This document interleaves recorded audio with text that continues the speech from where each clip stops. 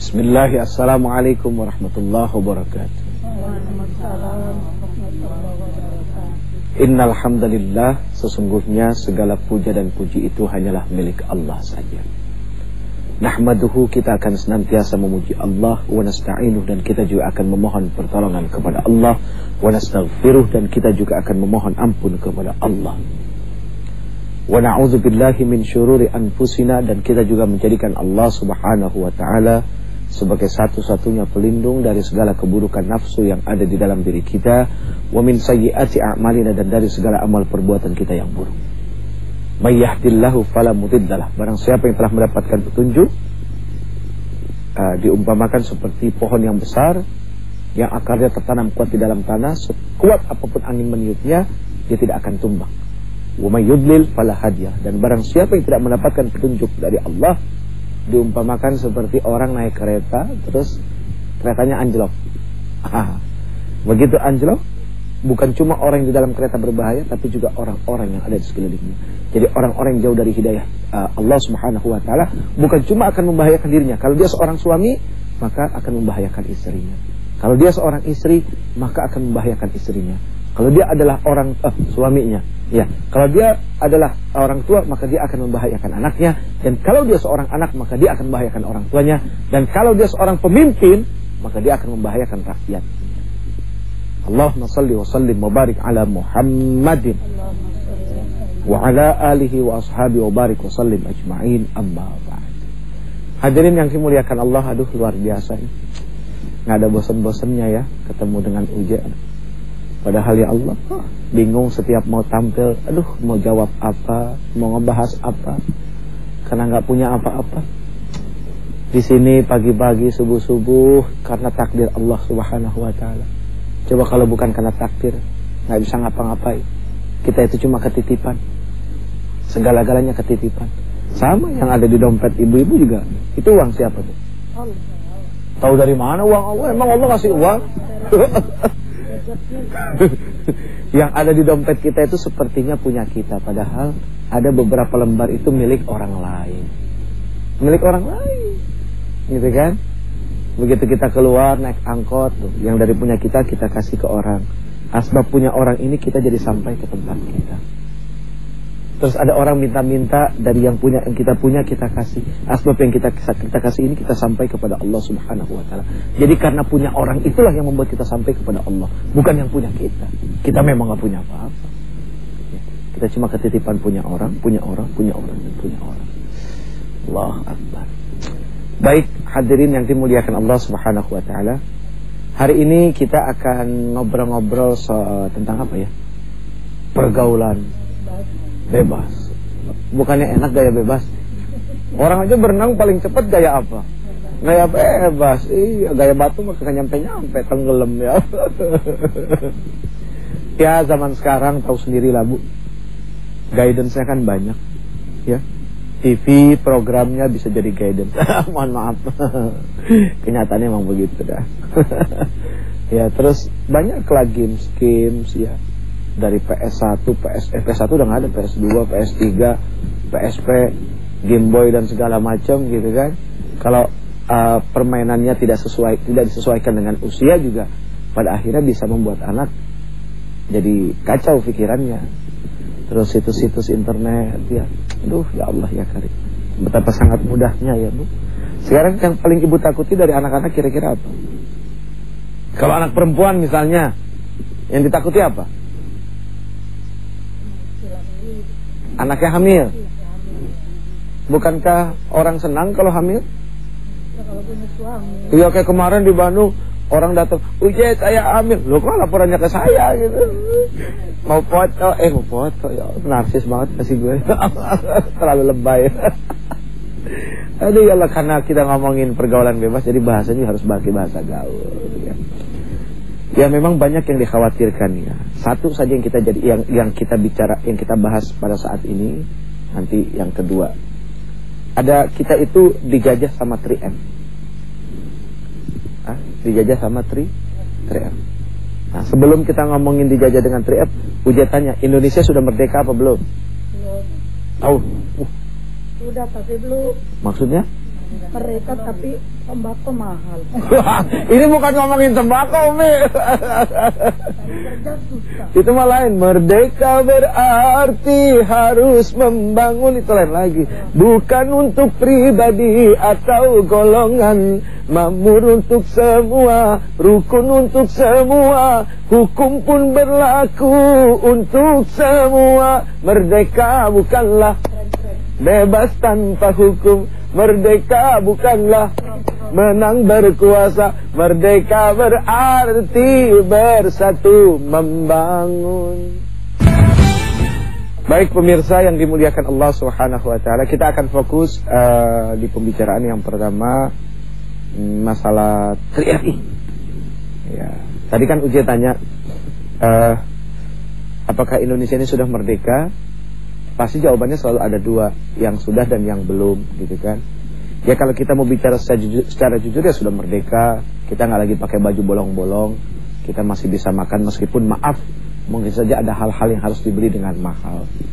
Tapi kalau kita mau bicara lebih jujur lagi, manusia tidak akan pernah bisa merdeka. Karena sepanjang hayatnya, sepanjang hidupnya, dia selalu dijajah oleh yang namanya syaitan. Oh, jadi dia belum merdeka. Sampai kapanpun tidak akan merdeka. Merdekanya manusia adalah apa ditandai dengan husnul khatimah. Kalau dia meninggal husnul khatimah berarti dia merdeka. Merdekanya abadi. Tapi kalau dia tidak husnul khatimah, dia tidak merdeka, bahkan masuk dalam sel. Ya penjaranya syaitan. Na'udzubillah min dzalik. Jadi ada 3 yang menjajah anak-anak muda kita nih. 3RI. 3F. Yang pertama food, yang pertama fun, yang ketiga fashion. Food itu artinya adalah makanan. Kok bisa sih makanan ngejajah? Ya bisa lah sesuatu yang haram. Sekarang ini kan banyak resto-resto yang tidak bertuliskan halal. Kalaupun ada tulisan halal, nulis sendiri. Awas lo, hati-hati lo. Kadang-kadang keinginan kita makan sama yang kita suka menyingkirkan pengetahuan kita apakah ini halal atau haram. Kadang-kadang begitu kita tanya halal atau haram, teman kita ngomong, lu ribet amat sih mau makan aja. Padahal penting ribet itu. Justru dari keribetan itu membawa keuntungan. Gitu kan? Karena kita lebih kehati-hatian. Orang hati-hati itu kan lebih bagus. Lihat aja orang kalau nyebrang kagak pakai hati-hati ketabrak mobil. Iya kan? Tapi kalau dia hati-hati kan dia selamat. Sama ketika makan dia tanya dulu.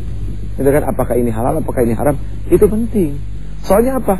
Makanan ini akan berpengaruh kepada sikap dan perilaku.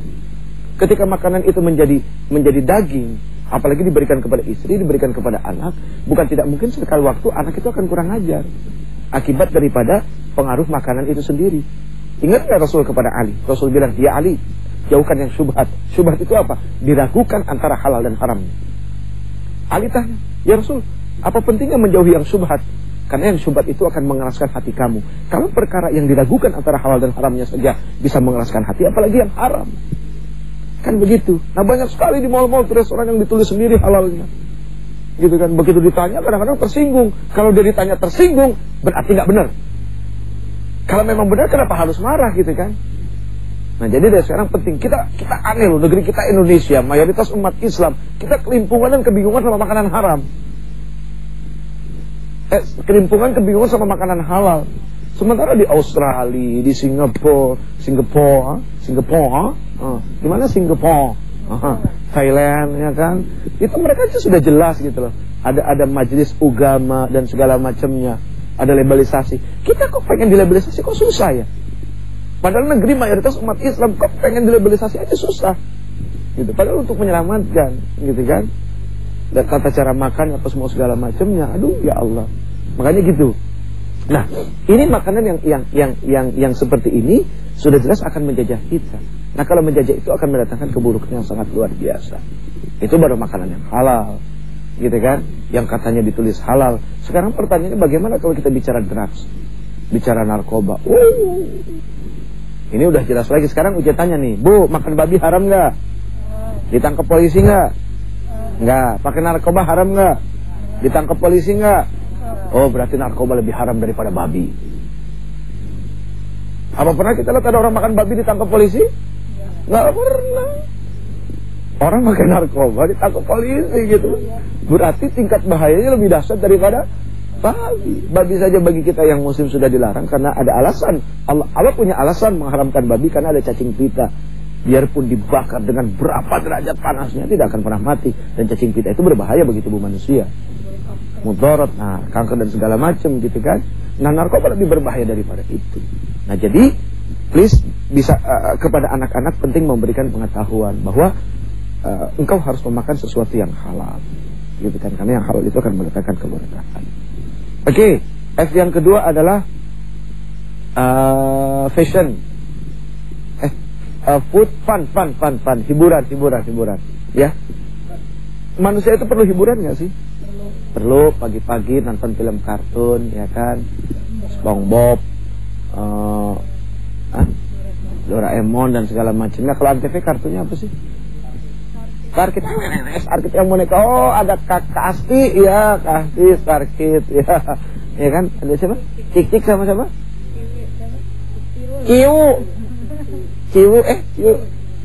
Ciu sama Mucu. Ya, Mucu ya, benar ya. Itu kan hiburan bagus. Mendidik tidak? Mendidik. Sesuatu yang mendidik itu bagus. Tapi ada kalanya ada juga hiburan yang tidak mendidik, yang pada akhirnya menyesatkan cara berpikir anak-anak. Di kartun itu anak-anak diajarin durhaka ngelawan sama orang tua, gitu kan. Di kartun itu diajarkan tentang seks bebas, boleh pelukan dan kanan kiri segala macam, belum lagi sinetronnya. Anak SD udah diajarin cipokan, gitu. Ini kan pernah ada satu iklan tuh, begitu cipokan ngeles, akhirnya nyipok dinding. Nah, ini kan tidak bagus, gitu kan. Nah, hal-hal seperti ini gitu lah, bahwa mencari hiburan itu tidak dilarang. Tapi kalau anak-anak kita nonton Smackdown berbahaya, ya kan? Karena pada akhirnya banyak orang yang mati gara-gara urusan seperti ini. Karena anak-anak itu kan tidak bisa melakukan hal-hal yang dia lihat tanpa pengawasan orang tua. Nah, sayangnya adalah apa? Anak yang nemenin orang tua nonton, bukan orang tua yang nemenin anak nonton. Ini yang terbalik sekarang, gitu kan. Saking capek gendong anak, udah kamu duduk sini, kasih mainan, maknya nonton.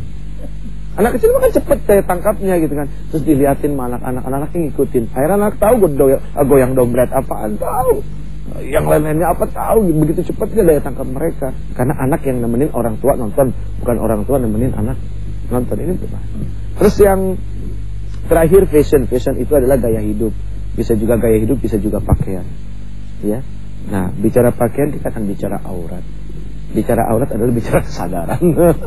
Jadi gak enak juga ngomongin begini. Tapi satu kali ya, jangan sampai aurat, menutup aurat itu jadi sebagai sebuah bentuk hidayah, karena gak enak juga. Karena ada hal yang diwajibkan oleh Allah, disunnahkan oleh Allah. Nah, kalau ini dipahami dengan ketaatan, insya Allah hukum itu untuk ditaati, bukan untuk dipahami. Kalau kita belajar paham hukum, ujungnya bukan taat tapi malah durhaka. Lihat Nabi Ibrahim suruh potong leher anaknya. Kagak pakai paham dulu. Kalau pakai paham dulu pasti gak mau dipotong. Enak aja Tuhan, mas anak gue mau dipotong, pasti ngelawan dulu. Karena pakai pemahaman. Tapi kalau pakai taat, subhanallah.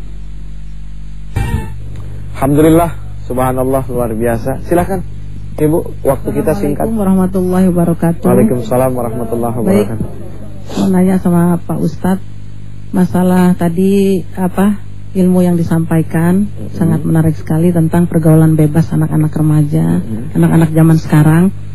Kalau begini ingat sama cucu. Oh gitu. Iya dong. Jadi doa dipanjatkan, ibadah dilaksanakan, tapi pengen tahu juga kiat yang lebih mantap ya untuk menanggulangi atau supaya anak-anak kita lebih taat dan soleh gitu ya. Kepada kedua orang tua khususnya, gimana kiatnya Pak Ustadz? Terima kasih. Assalamualaikum warahmatullahi wabarakatuh. Waalaikumsalam warahmatullahi wabarakatuh. Dampak yang paling besar kalau terjadi kebebasan gitu kan dari seorang anak, sudah pasti kepada anak itu dulu, baru kepada orang tuanya. Misalnya tiba-tiba si perempuan ini hamil di luar nikah gitu kan, hampir dipastikan nggak ada orang tua yang mau terima. Ada nggak orang tua yang bangga gitu, ketawa begitu anaknya hamil luar nikah? Mau aku hamil, ya alhamdulillah. Sama siapa? Nggak tahu, ya nggak ada. Pasti stres semua, gitu kan. Ada yang ditabokin tuh anak, bahkan sampai ada yang dipasung, diusir. Ya Allah, saking betapa dampak ini, malunya luar biasa. Sebetulnya surat Luqman tadi itu memberikan satu jawaban bagaimana mendidik anak. Terus lagi bagaimana konsepnya itu sebetulnya sangat sederhana, tarik ulur seperti orang main layangan gitu kan. Karena kalau tidak, wah luar biasa. Artinya juga memberikan pemahaman secara dini. Misalnya kepada si perempuan, sayang, cakep, pintar, di dalam tubuh kamu itu ada produk apa aja kan gitu. Ya kan? Iya, di dalam tubuhnya ada produk apa aja. Kan mesti dikasih tahu. Kamu itu punya mulut rahim, kamu itu punya rahim, kamu itu punya rangsangan yang kalau disentuh sama cowok terjadi kan gitu. Iya, terjadi setrum, ya kan? Lihat aja kabel kalau telanjang nyetrum enggak? Nyetrum, makanya mesti ditutup tuh kabel kan gitu, jangan sampai telanjang. Bahaya kalau kabel telanjang nyetrum. Kalau kagak dicolokin, ya itu namanya orang mati, kagak ada nyawanya. Kan pasti yang kabel telanjang nyetrum adalah yang dicolokin, yang ada ruhnya, ada nyawanya kan gitu. Nah kayak gitu, itu diberikan pemahaman tentang produk-produk itu. Tidak harus merasa bahwa, tapi kan tabu. Ya, tabu daripada hamil kan gitu. Cuma tinggal mungkin bagaimana cara menyampaikan kepada anak-anak itu gitu kan. Bahwa teman laki-laki kamu selalu pasti ada maunya. Bohong kalau nggak ada maunya. Mama tuh dari mana? Mama kan pengalaman. Tidak usah malu bilang pengalaman, ya kan? Ya mengatakan pengalamannya juga maaf mungkin tidak dengan. Gua kan mak lu udah makan asam garam. Mak gua doyan asam garam dulu. Nggak begitu, karena kalau begitu sudah dipastikan anak tuh kan begitu sih. Tapi begitu diajak diskusi, diajak ngobrol, dijadikan sahabat, itu akan lebih dahsyat. Artinya begini, kapan sekali waktu jadi orang tua, kapan sekali waktu jadi sahabat, teman curhat, kapan sekali waktu jadi teman jalan. Jadi berfungsi sebagai itu. Wah, Rasul itu luar biasa deh. Udah Masya Allah deh, udah nggak ada duanya kalau bicara contoh soal Rasul. Nah, untuk menjawab 3F yang tadi, jawabannya adalah membangun 3RI. RI yang pertama rukun iman, RI yang kedua rukun Islam, RI yang ketiga rukunlah Indonesia. Gitu. Jadi dengan rukun ini insya Allah diberikan pemahaman tentang iman, tentang Islam, insya Allah ya. Amin ya Rabbal alamin. Allahumma ya Rabbana ya Azim ya Karim ya Rabbana alamin. Nas'aluka ya man huwallahu alladzi la ilaha illa huwa alimul ghaib wa syahada huwar rahmanur rahim. Ya Allah, betapa banyak yang telah Engkau titipkan kepada kami. Nyawa kami, kehidupan kami, roh kami, harta benda kami, anak keturunan kami, orang-orang yang dekat dengan kami dan yang jauh dari kami. Bahkan tanah dan bumi ini yang telah Engkau titipkan kepada kami. Ya Allah, ya Rabbana, ya Azim, ya Karim, ya Rabbal alamin. Sadarkanlah kami untuk bisa menjaga amanah titipan ini, sehingga amanah ini bisa sampai kepada Engkau dengan baik ya Allah. Rabbana atina fid dunya hasanah, fil akhirati hasanah wa qina adzabannar. Sallallahu ala khairi khalqihi Muhammad wa ala alihi wasallam. Subhana rabbika rabbil izzati amma yasifun. Salamun alal mursalin walhamdulillahi rabbil alamin. Mohon maaf lahir batin dengan segala kekurangan dan kesalahan. Assalamualaikum warahmatullahi wabarakatuh. Waalaikumsalam.